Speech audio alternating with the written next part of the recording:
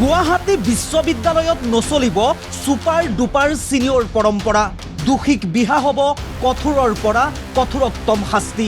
আবাস খালী কৰাৰ নিৰ্দেশ ৪৮ ঘণ্টাৰ ভিতৰত।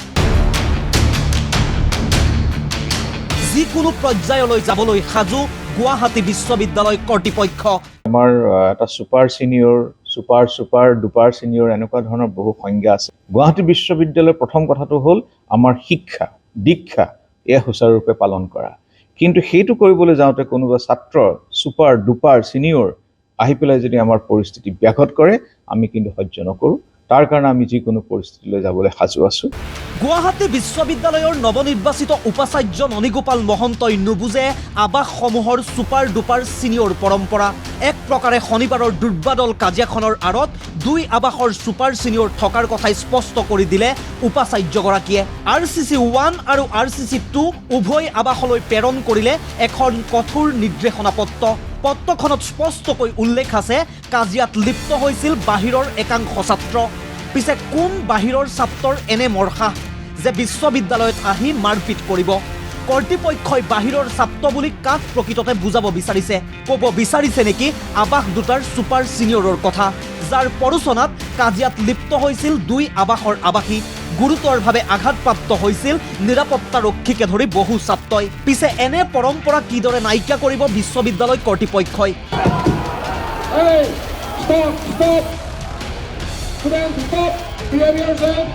চিনাক্ত কৰিব পাৰিবনে কোন সুপাৰ ছিনিয়ৰৰ পৰোচনাত পৰি কাজিয়াই লৈছিল এনে চূড়ান্ত ৰূপ? উপাচাৰ্যৰ চিধা কথা, সাৰি যাব নোৱাৰে কোনো দোষী। ইতিমধ্যে আৰক্ষীৰ ওচৰতো 493/2/4 ধাৰাত ৰুজু কৰিছে গোচৰ। আৰু এটা কথা মই অতি স্পষ্টভাৱে ক'ব খুজিছোঁ, যিসকল দোষী তেওঁলোক কিন্তু হাৰি নাযাব। ইতিমধ্যে আমি পুলিচৰ FIR লজ কৰিছোঁ। যিসকল দোষীক আমি তেওঁলোকক কঠোৰৰ পৰা কঠোৰতম শাস্তি বিহিম। গতিকে এই যিটো এটা হোষ্টেলৰ যিটো সুস্থ সংস্কৃতি বুলি যিটো কোৱা হয়, এই সুস্থ সংস্কৃতিটো বৰ্তাই ৰাখিবৰ কাৰণে আমি এনেকুৱা ব্যৱস্থা ভৱিষ্যতলৈ ল'ম।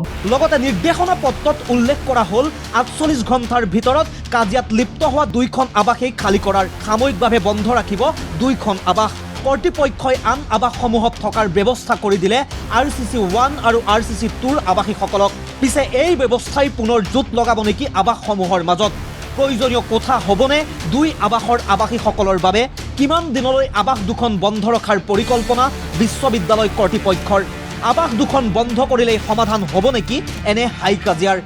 আমি দেখিবলৈ পাইছোঁ যে এনেধৰণৰ হিংসাত্মক ঘটনাই আমাক গৰিমাৰ আমাৰ গ্লানি আনিছে। তাৰ কাৰণে এনেকুৱা পৰিস্থিতি যাতে নহয়, এনেকুৱা অভাৱনীয় আইন অৰ্ডাৰ ল এণ্ড অৰ্ডাৰ চিটুৱেশ্যন যাতে নহয়, তাৎক্ষণিকভাৱে আমি RCC 1 আৰু RCC 2ক সাময়িকভাৱে আমি বন্ধ কৰিবলৈ সিদ্ধান্ত লৈছোঁ। আৰু ছাত্ৰসকলৰ যাতে কোনো অসুবিধা নহয় তাত থকা আৱাসীসকলৰ, তাৰ কাৰণে আমি বিকল্প হোষ্টেলৰ ব্যৱস্থা কৰিছোঁ। শেহতীয়াকৈ উচ্চ শিক্ষাৰ প্ৰাণকেন্দ্ৰ গুৱাহাটী বিশ্ববিদ্যালয়ৰ এনে চৰম অৰাজকতাই চিন্তাত পেলাইছে সকলোকে। ছাত্ৰ ঐক্য থানবান হৈ কাজিয়াত লিপ্ত হোৱাৰ পাছতেই সচেতন মহলতো সৃষ্টি হৈছে তীব্ৰ প্ৰতিক্ৰিয়াৰ। প্ৰশ্ন উঠিছে বিশ্ববিদ্যালয় সুৰক্ষা ব্যৱস্থাৰ ওপৰত। কিন্তু এনে অৰাজকতা, এনে উদ্ভণ্ডালিক নিয়ন্ত্ৰণ কৰিব কোনে? এই নিৰ্দেশনালীৰ পাছতেই সলনি হ'ব নেকি বিশ্ববিদ্যালয়ৰ পৰিৱেশ? সকলোৰে কাম্য পুনৰ শৈক্ষিক সুস্থ বাতাবৰণে বিৰাজ কৰক গুৱাহাটী বিশ্ববিদ্যালয়ত। একে সময়তে দোষীয়ে পাওক কঠোৰ শাস্তি। News desk report, ND24।